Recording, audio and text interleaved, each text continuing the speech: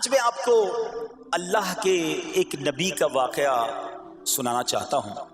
یہ واقعہ قرآن مجید میں بہت تفصیل کے ساتھ موجود ہے، اور یہ واقعہ ایسا ہے کہ میں ان نبی علیہ الصلوۃ والسلام کے عمل کا نام لوں تو نبی علیہ الصلوۃ والسلام کا نام آپ کے ذہن میں خود ہی آ جائے گا۔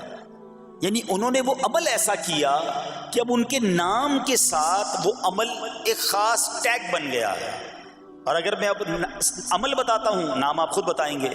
اور ان کا عمل تھا کہ ان کے اندر کمال صبر تھا۔ اب یہ صبر کرنے والے نبی کون ہیں؟ صبر ایوب علیہ السلام۔ مشہور ہے دنیا میں کہ ایوب علیہ السلام کا جو صبر ہے وہ ضرب المثل بن گیا، وہ ایگزامپل بن گیا۔ صبر تو بہت سارے لوگوں نے دنیا میں کیا، مصیبتیں تو بہت سارے اللہ والوں پر آئیں، مگر حضرت ایوب علیہ السلام کو اس قدر کمال کا صبر جو ان کا تھا وہ کیا واقعہ ہے۔ تو آج مشکلیں ہیں، پریشانیاں ہیں، ٹینشن ہیں، لوگ جب پریشان ہوتے ہیں تو صبر کا دامن تھامنے کی بجائے نارملی بے صبری، شکوے اور شکایات کی طرف جاتے ہیں۔ تو زندگی میں جب بھی کوئی معاملہ آئے نا، ہمیں اللہ کے کلام کی طرف رجوع کرنا چاہیے، اللہ والوں کی سیرت کی طرف رجوع کرنا چاہیے، اور رب کریم کے جو منتخب ترین بندے ہیں دنیا کے افضل ترین جو افراد ہیں وہ انبیاء کرام علیہ الصلوۃ والسلام ہیں۔ تو ہمیں جب بھی کوئی پرابلم آئے، جب بھی کوئی مسئلہ درپیش ہو، پہلے دیکھیں اللہ والوں نے اس موقع پر کیا کیا تھا، قرآن کیا کہتا ہے، حدیث کیا کہتی ہے، تو پھر زندگی میں چیزیں آسان ہو جاتی ہیں۔ تو حضرت ایوب علیہ الصلوۃ والسلام کی سیرت کے بارے میں جانتے ہیں کہ آپ حضرت اسحاق علیہ الصلوۃ والسلام کی اولاد میں سے ہیں، اور ان کی والدہ حضرت لوط علیہ الصلوۃ والسلام کے خاندان سے ہیں۔ اللہ تعالیٰ نے آپ کو ہر طرح کی نعمت سے نوازا تھا۔ آپ حسن و صورت والے بھی تھے، یعنی آپ کو اللہ پاک نے بہت خوبصورت بھی بنایا تھا، اور اللہ کریم نے مال بھی بہت دیا، اولاد میں بھی کثرت دی، یعنی ویل آف لائف تھی، خوبصورتی بھی ہے، مال بھی ہے، اولاد بھی ہے۔ اچھا، پھر ظاہر مال تھا تو گھر بھی تھے، جانور بھی تھے۔ اس زمانے میں جو ویلتھ ہوتی تھی، جو پیسہ ہوتا تھا، وہ جانوروں کی صورت میں ہوتا تھا۔ آج کل لوگ گاڑیاں رکھتے ہیں، سونا زیورات رکھتے ہیں، اس زمانے میں جانور ہوتے تھے۔ بلکہ اب بھی اگر پاکستان کے بھی آپ انٹیریئر کے ایریا میں چلے جائیں، گاؤں گوٹھ میں جائیں، تو لوگ اپنا مال و دولت سے جانور ہی خرید رہے ہوتے ہیں۔ ان کے نزدیک یہی ان کا جو ہے وہ جو بھی ان کا کاروبار ہوتا ہے اور مال ہوتا ہے۔ اب آپ پر امتحان آیا، آزمائش آئی، اور وہ آزمائش کیسے آئی کہ پہلے آپ کا مکان گرا، اور خاندان کے جتنے افراد تھے اور آپ کے بیٹے تھے، جتنے بھی آپ کے بیٹے تھے نا، وہ سب اس مکان کے تلے دب کر انتقال کر گئے۔ اللہ اکبر۔ آپ کو آ کر خبر دی جاتی گئی کہ حضور آپ کا مکان گر گیا ہے، آپ کے بچے دب گئے اور دب کر ان کا انتقال ہو گیا ہے۔ آپ فرماتے تھے میرا کیا ہے، جس کا تھا اس نے لے لیا، جب تک اس نے مجھے دے رکھا تھا وہ میرے پاس تھا، جب اس نے چاہا اس نے واپس لے لیا، اسی نے دیا تھا نا۔ تھوڑی دیر بعد خبر آئی کہ آپ کے جتنے جانور تھے، ہزارہا اونٹ تھے، بکریاں تھی، ریوڑ کے ریوڑ تھے، سارے جانور جو ہیں وہ مر گئے۔ کسی نے آ کر کہا کہ اب آپ کی جتنی دولت تھی، جتنے جانور تھے، وہ بھی مر گئے۔ سبحان اللہ۔ آپ اللہ کا شکر بجا لاتے، کہتے یا اللہ، جو رب کا تھا اس نے واپس لے لیا، اسی کا تھا، جتنی دیر چاہا میرے پاس رہا، واپس لے لیا اس نے۔ میں اپنے رب کی رضا پر راضی، میں اس امتحان پر راضی ہوں۔ اللہ اکبر۔ اب کیا ہوا کہ آپ کی تمام کھیتیاں اور جو باغات تھے، بہت بڑی زمینیں تھیں، بڑے بڑے کھیت تھے، وہ بھی سارے کے سارے برباد ہو گئے۔ کسی نے آ کر بتایا کہ حضور اب تو کھیت بھی گئے، اب باغات بھی گئے۔ آپ نے فرمایا کہ جس کا تھا اس نے لے لیا، میں اس کی رضا پر راضی ہوں۔ جب تک میرے پاس تھا وہ میرے پاس تھا، اب رب نے واپس لینا چاہا تو اس نے لے لیا۔ اب he was empty handed، یعنی اب کچھ بھی نہیں تھا، نہ بچے ہیں، نہ مال ہے، نہ جانور ہے، نہ مکان ہے۔ مگر حضرت ایوب علیہ السلام کی زبان پر پھر بھی شکر ہے۔ ہیں، اب بھی شکر ہے، شکوہ نہیں ہے کہ اللہ میں تیری رضا پر راضی ہوں، لیکن ابھی امتحان ختم نہ ہوا تھا۔ اور اس امتحان کے پیچھے بعض مفسرین نے ایک اور قول بھی نقل کیا کہ شیطان نے حضرت ایوب علیہ السلام کو دیکھ کر اللہ کی بارگاہ میں کہا کہ مولا یہ تیرا بندہ اس لیے تیرا شکر گزار ہے کہ تو نے اسے بڑا نوازا ہے، بڑا مال دیا ہے، اولاد دی ہے، گھر دیا ہے۔ اب رب کریم نے حضرت ایوب پر امتحان بھیجا تاکہ پتہ چلے کہ میرے نیک بندے امتحان کے بعد بھی صبر کرتے ہیں۔ لیکن اب سب چلا گیا نا، تو شیطان نے کہا کہ ابھی جان تو باقی ہے نا، صحت تو باقی ہے، اللہ اکبر، مزید آزمائش آئی، اور یہ ہوا کہ آپ کو بیمار کر دیا گیا۔ مبارک جسم پر بڑے بڑے آبلے پڑ گئے، پھوڑے جس کو کہتے وہ پڑ گئے۔ اس حال میں آپ کے سارے دوست بھی آپ کو چھوڑ کے چلے گئے۔ آج کل ویسے بھی حال ایسا ہی ہے جناب، جب تک پیسہ ہے، شہرت ہے، آپ کے پاس کوئی مال ہے تو آس پاس بہت سارے لوگ ہوتے ہیں، مگر جب یہ سب چیزیں چلی جائیں نا تو بعض اوقات ایسی کنڈیشن میں اپنے اور پرائیوں کی جانچ بھی ہو جاتی ہے کہ اب کون کھڑا ہے۔ دوستی مال کے لیے تھی، دوستی شہرت کے لیے تھی، دوستی منصب کے لیے تھی، یا کسی کی ذات سے واقعی خالص دوستی تھی؟ اب کیا ہوا؟ آپ کے سارے رشتہ دار، سارے دوست بھی دور چلے گئے، سوائے آپ کی فرما بردار زوجہ تھی جن کا نام تھا رحمت بن افراہیم، اور یہ حضرت یوسف علیہ السلام کی پوتی بھی تھی، اللہ کے نبی کی آل سے تھی، وہ آپ کی خدمت کرتی رہیں۔ اب جسم پر پھوڑے ہیں، آبلے ہیں، ایک بیوی ہے، نہ پیسہ ہے، نہ مال ہے، نہ بچے، واٹ ایور جو تھا سب ختم، مگر زبان ہے کہ اس پر پھر بھی اللہ کا ذکر جاری ہے، پھر بھی شکر جاری ہے، پھر بھی صبر ہے۔ بات کرنا آسان ہے جناب، مشکل آئے اور صبر کرے بندہ، اصل امتحان یہ ہے۔ زباں پر شکوائے رنجو علم لایا نہیں کرتے، زباں پر شکوائے رنجو علم لایا نہیں کرتے، نبی کے نام لیوا غم سے گھبرایا نہیں کرتے۔ ہم میں سے کسی پر ایسی آزمائش نہیں آئی نا، چھوٹی موٹی آزمائشیں تو آتی رہیں گی۔ ایک بات یاد رکھنا، یہ زندگی کی جو گاڑی ہے نا، یہ مسائل کے پہیوں پر ہی چلتی ہے۔ ہمیں بعض اوقات کسی کی گاڑی، کسی کا مکان، کسی کا خوبصورت چہرہ، کسی کی مسکراہٹ دیکھ کر لگتا ہے یار یہ تو دنیا کا سب سے سخی آدمی ہے۔ ایسا نہیں، تو یہ نہ سمجھے کہ سارا جہان جناب سخی ہے اور میں اکیلا دکھی ہوں، ایسا نہیں ہوتا، بلکہ ہر اس جہاں میں تقریباً ہر بندہ ایسا ہوتا ہے جس کے ساتھ کوئی نہ کوئی دکھ لگا ہوا ہوتا ہے، کوئی نہ کوئی پریشانی ہے، کسی کو مال کی پریشانی، کسی کو روزگار کی پریشانی، کسی کو بیماری لگی ہے، کسی کو اور ٹینشن ہے۔ تو یہ کبھی بھی نہ سوچے کہ میں زندگی گزاروں گا اور کوئی ٹینشن نہیں آئے گی، تیار رہو امتحان کے لیے، امتحان ضرور آنا ہے۔ اب کمال یہ ہے کہ اس امتحان میں پاس کون ہوتا ہے۔ حضرت ابراہیم پر امتحان آیا، زبان پر صبر ہے، شکر ہے، شکوہ نہیں ہے۔ اب کیا ہوا کہ آپ کا سال ہا سال تک یہ محال رہا، یہ 2-4 مہینے کا پرابلم نہیں تھا، کئی سال تک آپ بیمار رہے۔ آپ کی زوجہ جو ہے وہ خدمت کرتی رہی۔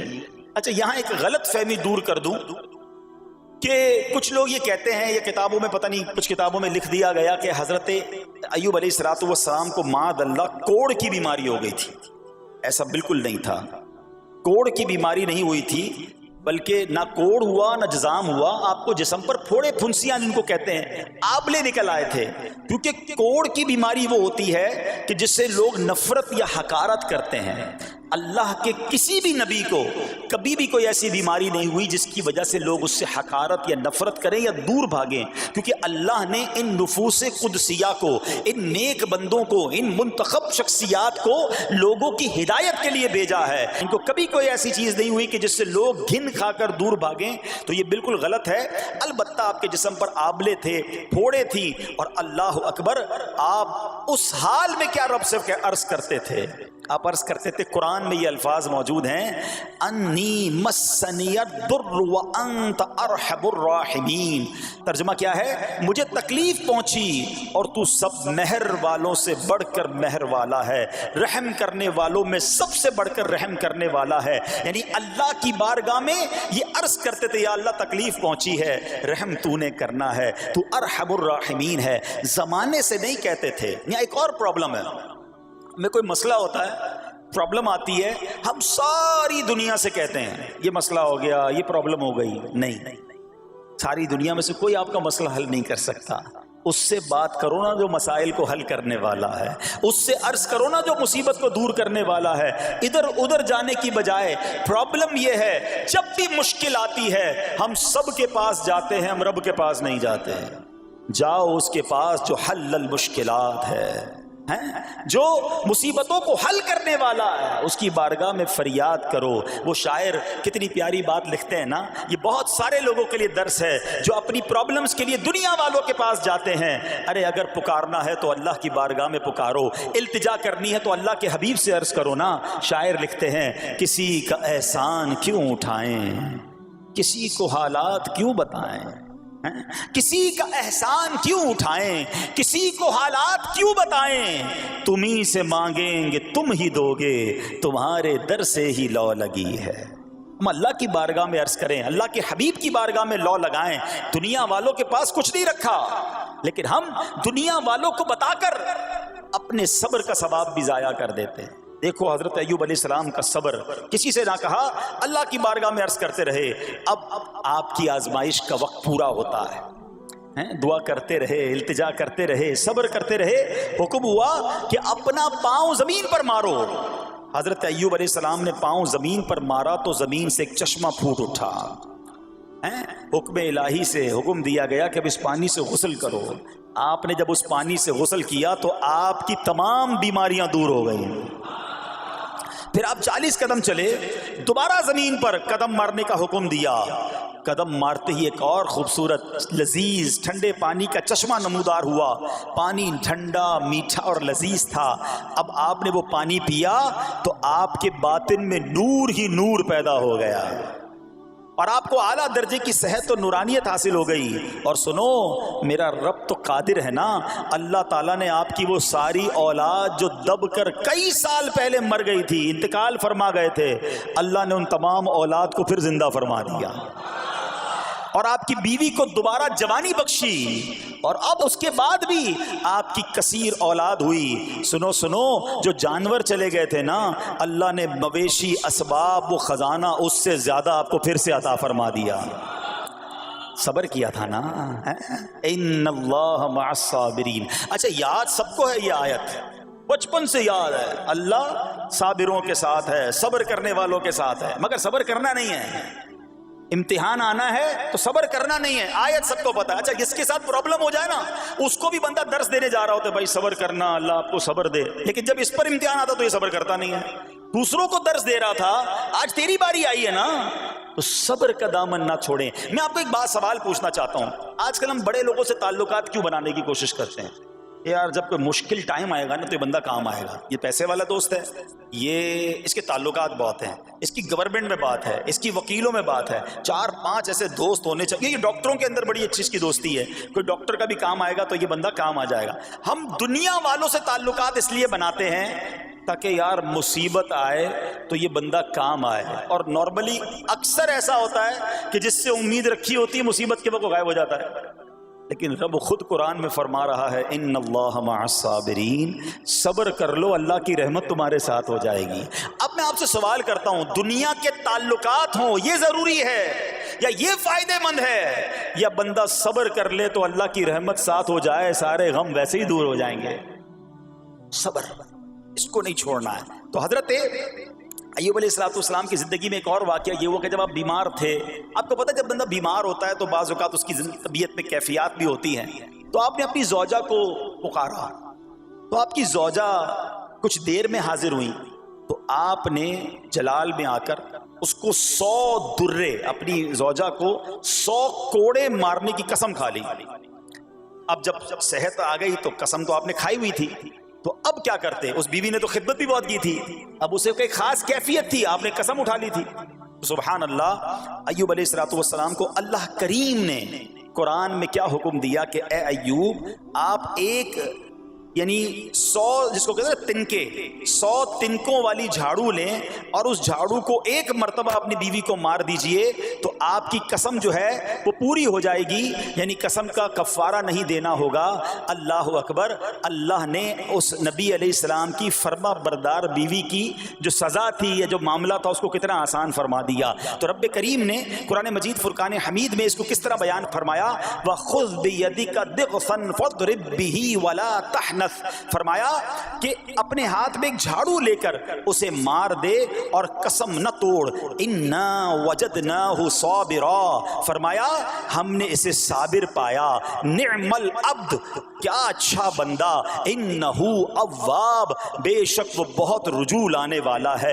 ارے آج دنیا کسی کو کہے یہ صبر والا ہے، حضرت ایوب کی شان دیکھو کہ رب فرما رہا ہے قرآن میں اِنَّا وَجَدْنَاهُ صَابِرًا، اور ہم نے ایوب کو صبر کرنے والا پایا، صابر پایا. اللہ حضرت ایوب کے صبر کے صدقے ہمیں بھی صابرین میں شامل فرما لے. اللہ اکبر. سبحان اللہ. اور رب کریم نے جو اواب فرمایا، علماء کہتے ہیں کہ یہ اواب کے لاجواب خطاب کو جو آپ کے سر مبارک پر ایک تاج کی طرح رکھ دیا گیا، کیونکہ اواب کے معنی کیا ہے؟ انہو اواب، بے شک وہ بہت رجوع لانے والا ہے. اللہ اکبر. صبر کیا تو رب نے کیسے کیسے القاب جو ہیں وہ قرآن میں عطا فرمائے. یہاں ایک اور بات بھی سیکھنے والی ہے کہ حضرت ایوب علیہ السلام کے صبر کا کمال یہ ہے کہ قرآن میں ذکر آ گیا. اب صبح قیامت تک حافظ تلاوت کریں گے، تراویح میں قرآن پڑھا جائے گا، جب بھی قرآن کی تلاوت دنیا کے کونے کونے میں کی جائے گی، قیامت تک حضرت ایوب کے صبر کا ذکر ہوتا رہے گا. جب آپ صبر کرتے ہیں اللہ رسول کو راضی کر لیتے ہیں، اللہ ان ناموں کو بلند فرما دیتا ہے. بہرحال میرے پیارے اسلامی بھائیوں، اب یہاں تھوڑا سا ایک شرعی مسئلہ بھی سمجھ لیں. بعض اوقات ہے کہ آپ لفظ سنتے ہیلا.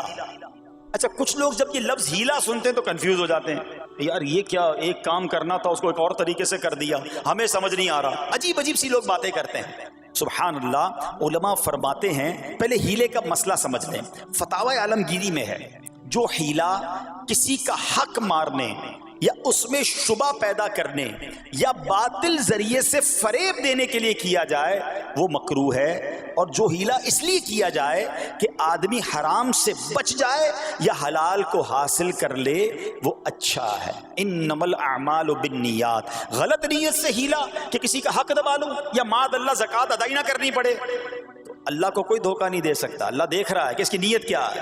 لیکن ہیلا اس لیے ہے کہ حرام سے بچ جائے، حلال حاصل کر لیا جائے. تو اس کی جو جواز کی صورتیں ہیں علماء نے فرمائی یہ آیت اس میں دلیل ہے. اور آیت کیا تھی؟ وَخُذْ بِيَدِكَ ضِغْثًا فَاضْرِب بِهِ وَلَا تَحْنَثْ. اور فرمایا اپنے ہاتھ سے ایک جھاڑو لے کر اسے مار دو اور قسم نہ توڑو. قسم تو 100 کوڑے مارنے کی تھی، اللہ کریم نے آسانی کا راستہ بتایا. ہاں ایک بات یاد رہے، یہ بڑی امپورٹنٹ بات کرنے جا رہا ہوں کہ مفتیان کرام، قابل اعتماد مفتیان کرام سے رہنمائی لے کر ہم جیسے لوگوں کو، عوام الناس کو کوئی ہیلا اپنے طور پہ نہیں کر لینا چاہیے. ہاں کیونکہ بعض ہیلوں کی شرعی طور پر اجازت نہیں ہوتی، اور بعض اوقات ہیلا کرنے میں ایسی غلطی لوگ کر جاتے ہیں جن کی وجہ سے ہیلا ہوتا ہی نہیں ہے. تو یہاں صرف آپ کو دلیل بتانا تھا، باقی اگر کسی قسم کا کوئی شرعی ہیلا کرنا ہے تو قابل اعتماد مفتیان کرام سے رجوع کیا جائے. سبحان اللہ. اب حضرت ایوب علیہ السلام کے صبر کی بات ہوئی ہے نا، اللہ نے پتہ ہے آپ کو کتنا مقام عطا فرمایا کہ نبی کریم صلی اللہ تعالی علیہ وآلہ وسلم نے ارشاد فرمایا حضرت ایوب لوگوں میں سب سے بڑھ کر عالم، صابر اور غصہ پینے والے تھے. حضرت ابن مسعود رضی اللہ تعالیٰ عنہ سے مروی ہے کہ حضرت ایوب علیہ السلام قیامت کے دن صبر کرنے والوں کے سردار ہوں گے. ہاں صبر کرنے والوں کے بھی سردار ہوں گے. اچھا بعض اوقات ہوتا کیا ہے، اچانک کوئی پرابلم آ گئی، کہیں آگ لگ گئی، گاڑی میں نقصان ہو گیا، پیسے چوری ہو گئے، موبائل چوری ہو گیا، کوئی چیز میں نقصان ہو گیا، کاروبار میں نقصان ہو گیا، صحت خراب ہوئی. بندہ کہتا ہے یار یہ میرے ساتھ کیوں ہوا ہے، میں نے ایسا کیا کیا ہے. بعض اوقات زبان سے شکوے، شکایت حالانکہ قرآن مجید فرقان حمید نے تو پہلے ہی ہمیں بتا دیا ہے. ہمارا پرابلم پتہ ہے کیا ہے؟ ہم بہت ساری باتیں جانتے ہیں دنیا کی، قرآن و حدیث پڑھتے نہیں ہیں، تو مینٹلی پریپیئرڈ نہیں رہتے. آپ کو پہلے ہی پتا ہو کہ یار گرمیاں آنے والی ہیں، تو اچانک گرمیاں آئیں گی تو پریشان نہیں ہوں گے نا. آپ کو پتا تھا جون جولائی میں گرمیاں ہوتی ہیں بھائی، سردیاں نہیں ہوتی. آپ پنکھا بھی تیار رکھتے ہیں، ٹھنڈا پانی کا انتظام بھی رکھتے ہیں، گرمی کے وقت باہر کم نکلتے ہیں. اور سردیاں آتی ہیں آپ کو پہلے ہی پتا ہوتا ہے، رضائی تیار کر لیتے ہیں، سویٹر نکال لیتے ہیں. ایسا نہیں ہوتا کہ صبح اٹھتے تو 40 ڈگری ہوتا ہے، دوسرے دن اٹھتے تو 5 ڈگری ہوتا ہے. بندہ کہ یار آج ٹھنڈ کیوں ہو گئی، کل گرمی کیوں ہو گئی. مینٹلی پریپیئرڈ جب بندہ ہوتا ہے تو وہ تیار ہوتا ہے.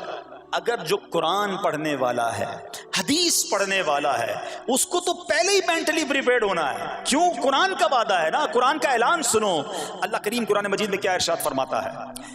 بسم اللہ الرحمن الرحیم وَلَنَبْلُوَنَّكُمْ بِشَيْءٍ مِّنَ الْخَوْفِ وَالْجُوعِ وَنَقْصٍ مِّنَ الْأَمْوَالِ وَالْأَنفُسِ وَالثَّمَرَاتِ وَبَشِّرِ الصَّابِرِينَ. اور ضرور ہم تمہیں آزمائیں گے. کیا فرمایا؟ ضرور آزمائیں گے، تیار رہو. دیر از ایگزامینیشن. اچھا آزمائش کن کی چیزوں کی ہوگی؟ سبحان اللہ، قرآن نے لسٹ بھی دے دی ہے کہ آزمائش کیا ہوگی. فرمایا کچھ ڈر سے، اچانک خوف آ جاتا ہے نا، کوئی دشمن آ جاتا ہے، کوئی دھمکی دے رہا ہوتا ہے، اچانک حالات خراب ہو جاتے ہیں، دل میں خوف بیٹھ جاتا ہے. پھر فرمایا بھوک سے، مال کم ہو گیا، تنگی آ گئی تو بھوک سے. پھر فرمایا کچھ مالوں اور جانوں اور پھلوں کی کمی سے. کبھی کاروبار میں نقصان ہوگا، کبھی کسی کے باغات ہے تو باغ فصل اجڑ سکتی ہے، آپ کو کوئی نقصان ہو سکتا ہے، کسی جگہ آگ لگ سکتی ہے، اور جانوں کی کمی سے بیماری بھی آ سکتی ہے. مگر آگے کیا فرمایا؟ وَبَشِّرِ الصَّابِرِينَ. خوشخبری سنا ان صبر والوں کو. اور جب سبحان اللہ یہ ایگزام آتا ہے نا، جو اس ایگزام سے نکل جاتا ہے تو رب نے فرمایا خوشخبری ہے. اللہ اکبر. ہم نے زندگی میں دیکھا ہے جس نے مصیبت پر صبر کیا، اللہ کی رضا پر راضی رہا، اللہ نے مشکل سے بھی نکالا اور پہلے سے اسے زیادہ عطا فرما دیا. ہمارا پرابلم ہی ہم ٹیسٹ میں فیل ہو جاتے ہیں. جیسے ہی امتحان شروع ہوا، واویلا شروع، شور شروع، شکوے شروع. سب کو بتانا، حالانکہ کر کوئی نہیں سکتا لیکن سب کو بتائیں گے. نہ کرو ایسا، میں جانوں میرا رب جانے، مجھے کیوں کسی کو بتانا. ہاں وہ کریم ہے، وہ دیکھ رہا ہے کہ میرا بندہ صبر کر رہا ہے. سبحان اللہ. حضرت سیدنا امام ابو جعفر محمد بن جریر طبری تفسیر طبری میں اس آیت مبارک کے تحت فرماتے ہیں، یعنی ہم تمہیں دشمن کے خوف، قحط سالی، شدید بھوک و فقر و فاقہ، فصلوں کی کمی، مقاصد کے حصول میں مشکلات، کفار سے جنگ کے دوران افرادی قوت میں کمی اور اہل و عیال کی موت وغیرہ کے ذریعے آزمائیں گے. اور یہ سب چیزیں بطور امتحان ہوں گی تاکہ تمہارے سچے جھوٹوں سے اور اہل بصیرت منافقوں سے جدا ہو جائیں. یعنی اس ٹیسٹ میں پتہ چل جائے گا کون اللہ والا ہے، کون صبر والا ہے، کون اللہ کی رضا پر راضی رہنے والا ہے. سنو جب یہ تکلیف آتی ہے نا تو اس کا پھر اجر کتنا ملتا ہے. شہنشاہ نبوت، مخزن جود و سخاوت صلی اللہ تعالی علیہ وسلم نے ارشاد فرمایا، جو دنیا میں ہی اپنی ہر خواہش کی تکمیل کر لے تو یہ چیز آخرت میں اس کے اور اس کی خواہش کے درمیان آڑ اور پردہ بن جائے گی. اور جو مالداروں کی زینت کی طرف اپنی نگاہیں دراز کرے تو وہ آسمان والوں کے سامنے بے عزت ہو جاتا ہے. اور جو شدید بھوک پر صبر کرے اللہ عز و جل اس کو جنت الفردوس میں جہاں چاہے گا ٹھکانہ عطا فرمائے گا. ہاں ہر چیز پوری ہو جائے، جو چاہیے وہ مل جائے، یہ نہیں ہونا چاہیے. کچھ نہ کچھ آزمائشیں آئیں گی، اور اگر سب ادھر مل گیا تو ادھر پھر کیا ملے گا. ہم اللہ سے یہ دعا کرتے ہیں کہ ادھر بھی عطا فرمائے، ادھر بھی محروم نہ کرے. ہاں ہمیں ڈرتے بھی رہنا چاہیے کہ یار میں جو مانگتا ہوں ادھر مل جاتا ہے، کہیں وہاں محروم نہ رہ جاؤں. تو آزمائش آئے تو صبر کرنا چاہیے، اللہ کی رضا کے طور پہ زندگی گزارنی چاہیے. ایک بار نبی پاک علیہ الصلوۃ والسلام انصار کے پاس تشریف لے گئے تو فرمایا کیا تم مومن ہو؟ بڑا کمال کا سوال جواب ہے، ذرا غور کیجئے گا. ہمارے پاس بھی کوئی آ کر کہے کہ کیا تم مومن ہو تو ہم کیا جواب دیں گے؟ صحابہ خاموش رہے. سیدنا فاروق اعظم نے کہا حضور ہاں ہم مومن ہیں. شاید ہمارا بھی جواب یہی ہوگا، مومن ہیں. مگر اگلا سوال سنو نبی پاک علیہ الصلوۃ والسلام کا. فرمایا کہ اگر تم مومن ہو تو تمہارے ایمان کی علامت کیا ہے؟ ہاں اب ہم سے کوئی یہ سوال کرے تو ہم جواب کیسے دیں گے؟ بھائی تم کہہ رہے ہو مومن ہیں، واٹ از دا سمٹمز؟ کوئی نشانی، کوئی علامت تو بتاؤ نا. اب یہ سوال کرنے والے کون ہیں؟ پیارے آقا صلی اللہ تعالی علیہ وآلہ وسلم صحابہ سامنے بیٹھے ہیں، ارشاد فرمایا مومن ہو تو علامت کیا ہے؟ کیا شاندار جواب دیا کہ صحابہ کرام نے کہ ہم جب فراخی کی حالت ہوتی ہے نا، آسانی ہوتی ہے تو ہم شکر ادا کرتے ہیں، جب آزمائش آتا ہے، کوئی پرابلم آتی ہے، ہم صبر کرتے ہیں اور اللہ کے فیصلے پر راضی رہتے ہیں۔ نبی اکرم علیہ الصلوۃ والسلام نے جواب میں کیا فرمایا؟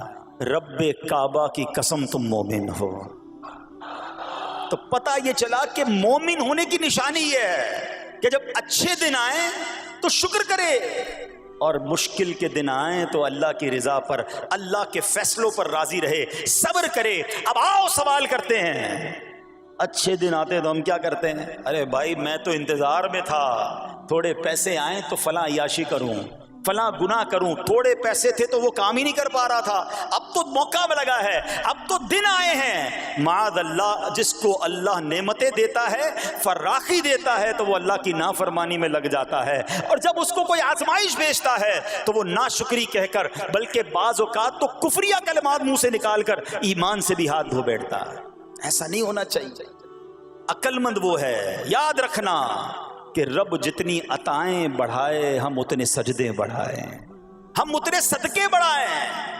دیکھو نا دنیا میں کیا ہوتا ہے، آپ کو کوئی تحفہ دے، آپ کیا کہتے ہیں؟ شکریہ، جزاک اللہ۔ دوبارہ تحفہ دے، آپ کہتے ہیں بہت مہربانی۔ تیسری بار دے، بندہ کہ یار یہ تو مجھ پر کتنا مہربان ہے۔ اتنی مہربانیاں، ناراض نہیں ہونا چاہیے۔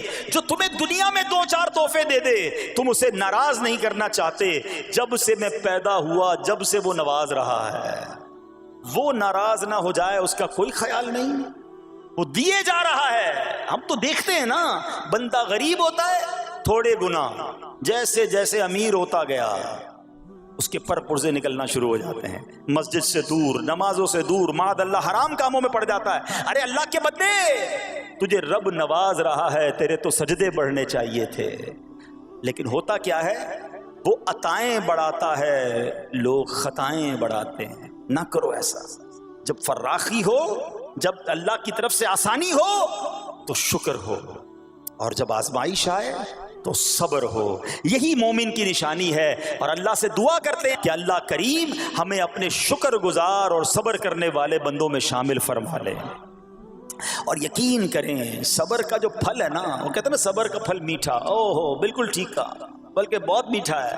سنو، اللہ عز و جل فرماتا ہے کہ جب میں کسی بندے کو بیماری میں مبتلا کروں، ہو سکتا ہے یہاں بھی میرا کوئی بھائی بیمار بیٹھا ہو، مدنی چینل کے ناظرین میں سے کوئی بیمار بیٹھا ہو، دیکھو بیماری آئے نا، شکوہ مت کرنا، صبر کرنا۔ فضیلت سنو، حدیث قدسی ہے، اللہ فرماتا ہے جب میں اپنے کسی بندے کو بیماری میں مبتلا کروں اور وہ اس پر صبر کرے، کسی سے شکایت نہ کرے، تو میں اس کے گوشت کو اچھے گوشت سے اور اس کے خون کو اچھے خون سے بدل دیتا ہوں۔ پھر اگر اسے شفا دیتا ہوں تو ایسی شفا دیتا ہوں کہ اس کے نامہ اعمال میں کوئی گناہ نہیں رہتا، اور اگر میں اسے دنیا سے اٹھا لوں تو اسے اپنی رحمت کاملہ کے سائے میں لے جاتا ہوں۔ ارے کمال ہو گیا، بیماری آئی، بیماری جب جاتی ہے تو گناہوں سے بھی پاک کر کے جاتی ہے۔ صرف ایک ہی تو کنڈیشن ہے، صبر کرنا۔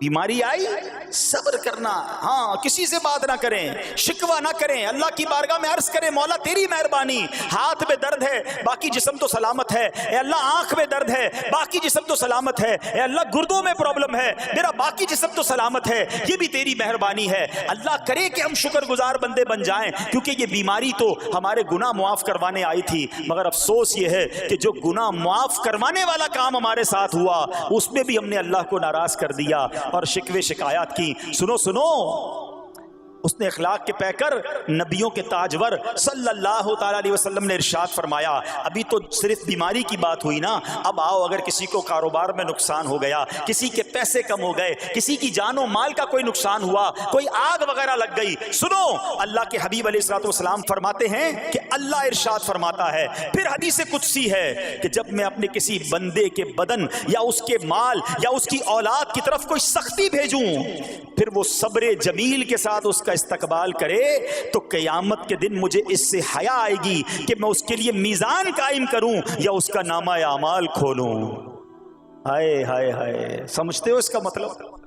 اللہ فرما رہا ہے مجھے حیا آئے گی کہ اپنے بندے سے اب کیا حساب لوں. جب آزمائش بھیجی تھی تو اس نے صبر کیا تھا, اس نے شکوہ نہیں کیا تھا. خدا کی قسم میں آپ سے پوچھتا ہوں, میرا کوئی نقصان ہو جائے اور قیامت کے دن میرا نامہ اعمال نہ کھولا جائے, مجھے اللہ کی بارگاہ میں حساب نہ دینا پڑے, مجھے بتاؤ یہ دنیا کے حساب نقصان کی کیا حیثیت ہے اگر ادھر بخشا جائے. سنو تو صحیح, رب فرما رہا ہے کہ مجھے حیا آتی ہے کہ اس کے لیے میزان قائم کروں یا اس کا نامہ اعمال کھولوں. ارے یہ ساری دنیا کی دولت, یہ ساری دنیا کی آسائشیں ایک طرف, اگر قیامت کے دن حساب کتاب میں آسانی مل جائے, اللہ بلا حساب جنت میں داخل کر دے, اس سے بڑھ کر کوئی نعمت نہیں. مگر آج افسوس یہ ہوتا ہے کہ اگر کسی پر امتحان آتا ہے, وہ اس امتحان میں فیل ہو جاتا ہے. اس حدیث میں ایک لفظ استعمال ہوا صبر جمیل کے ساتھ. اب یہ بھی بڑا مسئلہ ہے کہ لوگوں کو یہی نہیں پتا کہ صبر جمیل ہے کیا. لوگ کہتے تو بہت ہیں, اللہ پاک آپ کو صبر جمیل عطا فرمائے. اب اس سے پوچھو بھائی صبر جمیل کی تعریف کیا ہے,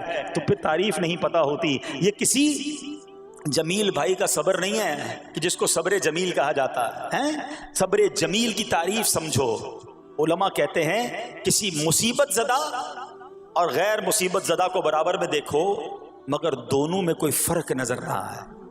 یعنی چہرہ بھی نہ بتائے کہ وہ کسی مشکل میں ہے, اس کی عادتیں بھی نہ بتائیں کہ وہ کسی پرابلم میں ہے, یعنی اس کو دیکھ کر پتہ ہی نہ چلے کہ وہ بڑی مشکل میں ہے. فرمایا یہ ہے صبر جمیل. مگر آج ہمارا حال یہ ہے, ہمارا چہرہ بتا دیتا ہے بھائی خیر تو ہے, بڑی ٹینشن میں ہو, ہاں یار کیا کروں بس موبائل ٹوٹ گیا, ارے بھائی بڑی چہرے پہ بڑی ہوائیاں اڑ رہی ہیں, بس کیا کروں جناب آج 5,000 روپے کھو گئے. 5,000 روپے کھو جائیں, چھوٹا سا نقصان ہو جائے, ہمارا چہرہ بتا دیتا ہے کہ ہمارے ساتھ کوئی معاملہ ہوا ہے. صبر جمیل یہ ہے کہ دیکھ کر کوئی پہچان ہی نہ سکے کہ یہ بندہ کتنی مشکل میں ہے, چاہے اندر کتنی تکلیف میں ہو, دنیا والوں کو نہ بتائے کیونکہ وہ رب کا بندہ ہے, وہ اللہ کی بارگاہ میں فریاد کرے. یہ صبر جمیل ہے اور اللہ اسے ہم سب کو نصیب فرمائے. ہاں یہ بڑی کمال کی بات ہے. ہم کیا کرتے ہیں, سارے جہان کو بتاتے ہیں. اچھا پھر آخر میں لوگ کہتے بھی ہیں, جب پورے محلے کو بتا دیا نا, پھر اس کے بعد کہتے ہیں بس کیا کریں بھائی صبر ہی کر رہے ہیں. اب آپ صبر نہیں کر رہے حضرت, ہاں آپ کا صبر چلا گیا, آپ نے ساری دنیا کو تو بتا دیا. صبر یہ ہے کہ صبر پہلے صدمے پر ہوتا ہے. جیسے ہی آپ کو کوئی صدمہ لگا نا, اب آپ جانے رب جانے, نہ بتائیں کسی کو, ٹھیک ہے. وہ الگ بات ہے آپ کسی کو دعا کے لیے کہہ دیں, لیکن بڑا نقصان ہو گیا, بڑی مشکل ہو گئی, بڑی پریشانی ہو گئی, اس سے حل تو کوئی نہیں ہونا. اچھا ہمارا ماجرا ایک اور بھی بڑا عجیب ہے, مشکل ہو جائے تو سب کو بتاتے ہیں, آسانی ہو جائے تو پھر کسی کو نہیں بتاتے. 5,000 کا نقصان سارے محلے کو پتا ہے, 50,000 کا فائدہ ہوا پھر کسی کو بتایا آپ نے؟ نہیں یار بتاؤں گا تو نظر لگ جائے گی. گھر والوں کو تو بالکل بھی نہیں بتاؤں گا, خرچہ بڑھا دیں گے. گھر والوں کو ساری ٹینشن کی خبریں جا کے دے رہے ہوتے ہیں, مارکیٹ میں بڑا نقصان ہو گیا, آج بڑا مندہ ہے, ارے بھائی کاروبار بالکل نہیں ہے, تاکہ گھر والوں کا خرچہ روک سکے. اور جیسے ہی کاروبار اچھا ہو گیا, گھر جاتے پھر بھی وہی والا منہ بنا لیتے ہیں تاکہ ان کو پتہ نہ چلے میں بڑے پیسے کمانے لگا ہوں. یہ نہ کیا کریں. ہاں ٹینشن آپ کسی کو بتا کر اپنا صرف ثواب ضائع کرتے ہیں, باقی کچھ نہیں ہوتا.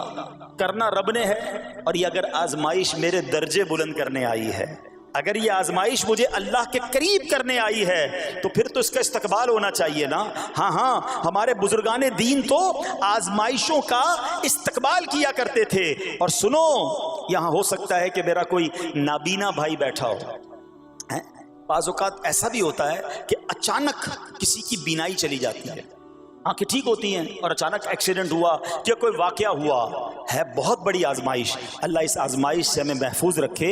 مگر دیکھو میرے رب کی شان دیکھو, جب بھی کوئی تکلیف آتی ہے نا, بندہ صبر کرے, اس تکلیف کا اجر تیار ہے, اس کا کمال سے اس کی رحمت تیار ہے, رحمت کی برسات تیار ہے. سنو اللہ فرماتا ہے کہ اے جبرائیل, جب میں اپنی کسی بندے کی بینائی لے لوں تو اس کا اجر یہ ہے کہ میں اسے اپنے دیدار سے مشرف فرماؤں گا. ہاں آنکھیں گئی ہیں, مگر اللہ فرماتا ہے میں اپنا دیدار کرواؤں گا, بس صرف صبر کرنا ہے. اسی طرح میرے پیارے اسلامی بھائیوں, بعض لوگوں کے یہاں بچے کا انتقال ہو جاتا ہے, چھوٹے چھوٹے بچوں کا انتقال ہو جاتا ہے, یا بعض اوقات پیدائشی بچہ مرا ہوا ہوتا ہے, پیدا اس کا انتقال ہو جاتا ہے, یا بعض اوقات ولادت سے پہلے ہی بچہ ضائع ہو جاتا ہے. بہت شور, بڑا واویلا, بڑا رونا پیٹنا گھروں میں ہوتا ہے. مت کیا کرو ایسا, یقین کریں یہ بہت بڑا انعام تمہیں ملنے جا رہا ہے. ایسا نہ ہو یہ رونا پیٹنا، یہ بے صبری، یہ اللہ کی بارگاہ میں شکوے شکایات، اتنے بڑے تم اجر سے محروم رہ جاؤ۔ سنو، اللہ کے آخری نبی صلی اللہ تعالی علیہ وسلم نے فرمایا جس مسلمان جوڑے کے 3 بچے انتقال کر جائیں، اللہ عز و جل ان بچوں پر فضل و رحمت کرتے ہوئے ان دونوں یعنی ماں باپ کو جنت میں داخل فرمائے گا۔ صحابہ کرام نے عرض کی کسی کے 2 بچے، فرمایا 2 بچے بھی، پھر عرض کی اور 1، فرمایا 1 بھی، پھر فرمایا اس ذات کی قسم جس کے قبضہ قدرت میں میری جان ہے، جس عورت کا کچا بچہ فوت ہو جائے یعنی حمل ضائع ہو جائے اور وہ اس پر صبر کرے تو وہ بچہ اپنی ماں کو اپنی ناف کے ذریعے کھینچتا ہوا جنت میں لے جائے گا۔ یہ تو جنت کا ٹکٹ تھا، مگر شکوے شکایات، الامان والافیز، گھر میں موت میت کو نقصان ہو جائے، ہماری عورتیں ہمارے گھر کے افراد وہ واویلا کرتے ہیں۔ معاذ اللہ، بعض اوقات تو کفریہ کلمات زبان پر ہوتے ہیں، معاذ اللہ ثم معاذ اللہ، کہتے کہ اللہ کو ہمارا ہی گھر ملا تھا، اتنے چھوٹے بچے کا کیا قصور تھا؟ استغفر اللہ۔ یہ تمہارے جملے، ایک تو گھر میں مصیبت پہلے ہی آئی ہوئی ہے اور تم اللہ پر اعتراض کر کے معاذ اللہ، اللہ کو ظالم کہہ کے اپنا ایمان بھی ضائع کر بیٹھے، یہ تو اس سے بڑی مصیبت ہو گئی نا۔ تو نہ کریں ایسا، سیکھو۔ آج میں نے آپ کے سامنے حضرت ایوب علیہ السلام کی سیرت اور قرآنی واقعہ بیان کیا کہ سب کچھ چلا گیا مگر وہ اللہ کی رضا پر راضی تھے، رب نے انہیں صبر کرنے والا بندہ بھی فرمایا اور ساری نعمتیں پہلے سے زیادہ عطا فرما دی۔ ہاں بالکل نوازا جائے گا، صبر کا دامن اگر نہ چھوڑیں۔ سنو ہمارے اسلاف کیسے صبر کرتے تھے۔ حضرت سیدنا فتح موصلی رحمت اللہ تعالی علیہ کی زوجہ محترمہ رضی اللہ تعالی عنہا کا پاؤں پھسل گیا اور ان کا ناخن ٹوٹ گیا، وہ مسکرانے لگی۔ اللہ اکبر، کبھی کبھی ہمارا بھی ناخن ٹوٹا ہوگا، بہت تکلیف ہوتی ہے، ناخن ٹوٹے تو جان نکل جاتی ہے، مگر آپ مسکرانے لگی۔ کسی نے پوچھا کہ آپ کو ناخن ٹوٹنے کا درد نہیں ہوا، آپ مسکرا رہی ہیں؟ تو فرماتی ہیں کہ اس درد پر جو ثواب ملے گا نا، مجھے درد پر صبر کروں گی اور جو مجھے اس پر ثواب ملے گا تو اس ثواب کے تصور نے میرے درد کی تلخی کو دور کر دیا۔ ہائے ہائے ہائے، یہ ہیں اللہ والے۔ ہاں صبر کرنا کوئی ان سے سیکھے۔ میرے پیارے اسلامی بھائیوں، احادیث میں روایتوں میں یہ مضمون ملتا ہے کہ اللہ کریم کی بارگاہ میں بندے کا کوئی درجہ رکھا ہوتا ہے، یعنی اللہ کی رضا یہ کہ بندہ اس سٹیج تک پہنچ جائے، اس درجے تک پہنچے، مگر وہ نماز کے ذریعے، روزوں کے ذریعے، عبادتوں کے ذریعے اس درجے تک نہیں پہنچتا، پھر اللہ اس پر آزمائش بھیجتا ہے کہ میرا بندہ صبر کر لے تاکہ صبر کر کے اس درجے کو حاصل کر لے۔ ہائے ہائے، یعنی مجھ پر کوئی آزمائش آئی تھی میرے درجے بڑھانے، مگر ہائے میری بے صبری کہ میں نے وہ درجہ پانے کا موقع ضائع کر دیا، میں نے وہ ثواب پانے کا موقع ضائع کر دیا۔ خدا را یاد رکھنا، اگر کسی آزمائش سے گزر رہے ہو تب بھی، اور اگر آئندہ کوئی آزمائش آئے، صبر کا دامن نہ چھوڑنا، یہ تصور کر لینا کہ یہ میرے گناہ معاف کرنے کا ذریعہ بن رہا ہے، یہ میرے درجے بڑھانے کا ذریعہ بن رہا ہے۔ اور سنو، جب مصیبت آئے تو پڑھنا کیا ہے؟ رسول اللہ صلی اللہ تعالی علیہ وآلہ وسلم نے فرمایا جو مصیبت کے وقت انا للہ و انا الیہ راجعون کہتا ہے تو اللہ عز و جل اس کی پریشانی دور فرما دیتا ہے اور اس کے کام کا انجام اچھا فرماتا ہے اور اسے ایسا بدل عطا فرماتا ہے جس پر وہ راضی ہو جاتا ہے۔ تو یہ پڑھ لیں، لیکن شکوہ نہ کریں، دنیا والوں کو بتانے کی حاجت نہیں۔ اچھا، وہ جو میں بات کر رہا تھا کہ تکلیف سب کو بتانی ہے اور راحت کے بارے میں کسی کو کوئی شکر کرتا ہوا نظر نہیں آتا۔ ایک بار ایک شخص کے سر پر جو ہے نا وہ تکلیف ہوئی نا، سر میں درد ہو گیا، اس نے پٹی باندھی اور گھومنے لگا۔ اس زمانے میں حضرت رابعہ بصریہ رضی اللہ رحمت اللہ تعالی علیہ، اللہ کی بہت بڑی ولیاں ہیں، آپ نے اس کو دیکھا کہ کیوں پٹی باندھی ہے؟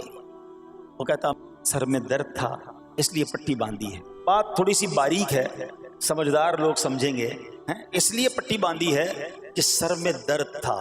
اللہ اکبر۔ اس اللہ والی نے پتہ ہے کیا کہا؟ آپ کہتی ہیں کبھی صحت کی پٹی بھی باندھی ہے؟ ہاں، یہ جملہ ہے بڑا سمجھنے والا ہے، یعنی اللہ نے اتنے دنوں تک صحت میں رکھا تو کسی کو نہیں بتایا، اور تھوڑے دنوں کی تکلیف آئی تو پٹی باندھ کے سب کو بتانے چلا ہے کہ رب نے بیمار کیا ہے۔ ہاں ہمیں اللہ کریم کی طرف سے آزمائش ہمیشہ تھوڑی آتی ہے. اگر اپنی زندگی کا ہم پورا عرصہ کیلکولیٹ کریں نا کہ بھئی ایک 40 سال کا کوئی بندہ ہو گیا تو کتنے دن ہوئے 40 سال میں؟ ٹھیک ہے، ایک بار کبھی بیٹھ کے اکیلے میں حساب کرنا، اتنے ہزار دن میں نے دنیا میں گزارے، کتنے دن بیمار رہا؟ تو شاید چند دن، 100 دن، 50 دن، 200 دن بنیں گے. کئی ہزار دنوں میں سے اگر چند دن اللہ نے مجھ پر آزمائش ڈالی تو ہزاروں دن راحت بھی تو ڈالی نا، صحت بھی تو عطا فرمایا. اتنے دن جس رب نے چھاؤں میں کھڑا کیا، اگر تھوڑی دیر کے لیے دھوپ آئی ہے تو مجھے شکوہ نہیں کرنے چاہیے. یاد رکھنا ہر رات کے بعد صبح ہے، ہر دھوپ کے بعد چھاؤں ہے. اگر تم انتظار کرو گے تو رب ایسی رحمت تم پر نازل کرے گا، اپنے غیب کے خزانوں سے عطا فرمائے گا. قرآن میں رب نے وعدہ کیا ہے وَمَن يَتَوَكَّلْ عَلَى اللَّهِ فَهُوَ حَسْبُهُ، جو اللہ پر بھروسہ کرے اللہ اس کے لیے کافی ہے. مگر ہمارا پرابلم یہ ہے کہ جب مشکل آتی ہے ہم یہ ساری باتیں بھول کر بس شکوہ، شکایات اور پریشانی میں چلے جاتے ہیں. ارے آپ اس مصیبت کو اللہ کی طرف سے نعمت سمجھ لو، اللہ کی طرف سے یہ سمجھ لو کہ میرے گناہ معاف کروانے، میرے درجات بلند کرنے کے لیے آیا ہے. اچھا اب ایک اور بات، بعض اوقات شیطان ہے نا وہ کسی کے دماغ میں وسوسہ ڈالتا ہے کہ یار جب میں نمازیں نہیں پڑھتا تھا نا تب تو اتنا پریشان نہیں رہتا تھا، جب سے نمازیں شروع کی، دعوت اسلامی کے اجتماع میں آنے لگا، مدنی قافلوں میں سفر شروع کر دیا، اب تو میں نے کچھ ذمہ داری بھی لینا شروع کر دی ہے. ارے میں نے جب سے امامہ پہنا ہے، یہ داڑھی رکھ لی ہے، میری کوئی اسلامی بہن سن رہی ہے کہ بے پردہ گھومتی تھی تو کوئی اتنا ٹینشن نہیں تھا، اب میں نے جناب پردہ کرنا شروع کیا ہے، قرآن پڑھنا شروع کیا ہے تو ٹینشنیں شروع ہو گئی ہیں. اب شیطان بعض لوگوں کے ذہنوں میں یہ وسوسہ ڈالتا ہے کہ میں تو دین کے قریب ہو رہا ہوں، اللہ کے قریب ہو رہا ہوں، اور مجھ پر آزمائشیں کیوں آ رہی ہیں؟ سنو سبحان اللہ، اللہ کے حبیب علیہ الصلوۃ والسلام کی کیا شان ہے. اعلیٰ حضرت ایسے ہی نہیں کہتے کہ میں نثار تیرے کلام پر، ملی یوں تو کس کو زبان نہیں، وہ سخن ہے جس میں سخن نہ ہو، وہ بیان ہے جس کا بیان نہیں. میرے آقا نے کم و بیش 1450 سال پہلے یہ مسئلہ سالو کر دیا. حضرت سیدنا سعد بن ابو وقاص رضی اللہ تعالیٰ عنہ فرماتے ہیں کہ میں نے عرض کی یا رسول اللہ صلی اللہ تعالیٰ علیہ وسلم سب سے زیادہ مصیبتیں کن لوگوں پر ہیں؟ گلی مکا دی نا، پنجابی بچ کہتے ہیں نا گالی بات ہی ختم کر دی. حضور یہ بتائیں سب سے زیادہ مصیبتیں کن لوگوں پر آئیں؟ پیارے آقا نے فرمایا انبیاء پر. اللہ اکبر، اللہ کے سب سے قریب تو انبیاء ہیں نا، انبیاء پر، پھر ان لوگوں کے بعد جو لوگ بہتر ہیں، پھر ان کے بعد جو بہتر ہیں. سنو اب اگلا جملہ، بندے کو اپنی دینداری کے اعتبار سے مصیبت میں مبتلا کیا جاتا ہے. اگر وہ دین میں سخت ہوتا ہے اس کی آزمائش بھی سخت ہوتی ہے، اگر وہ دین میں کمزور ہوتا ہے تو اللہ عز و جل اس کی دینداری کے مطابق اسے آزماتا ہے. بندہ مصیبت میں مبتلا ہوتا رہتا ہے یہاں تک کہ اس کے دنیا میں ہی اس کے سارے گناہ بخش دیے جاتے ہیں. گویا اللہ کی یہ رحمت ہے کہ بندہ بڑا نیک ہو رہا ہے، رب چاہتا ہے کہ اس بندے پر آزمائش بھیجوں، میرا نیک بندہ صبر کرے، اس کے گناہ معاف ہو جائیں اور میرے پاس آئے تو اس کو جنت میں داخل کر دوں. اللہ اکبر. اے پیارے اسلامی بھائیو یاد رکھنا، اب جو میں نے ایک سوال قائم کیا تھا نا کہ یار میں تو دین کے قریب، میں تو اللہ کے قریب ہونے کی کوشش کر رہا ہوں اور ایک کے بعد ایک آزمائش آ رہی ہے، یہ کیا ہے؟ اب ایک اور حدیث سن لو. سبحان اللہ. حضرت سیدنا انس رضی اللہ تعالیٰ عنہ سے روایت ہے، سرکار والا تبار، ہم بے کسوں کے مددگار، شفیع روز شمار، دو عالم کے مالک و مختار صلی اللہ تعالی علیہ وآلہ وسلم نے فرمایا جب اللہ عز و جل کسی بندے سے محبت فرماتا ہے، سننا ذرا غور سے، اللہ عز و جل جب اپنے کسی بندے سے محبت فرماتا ہے یا اسے اپنا دوست بنانے کا ارادہ فرماتا ہے تو اس پر آزمائشوں کی بارش فرما دیتا ہے.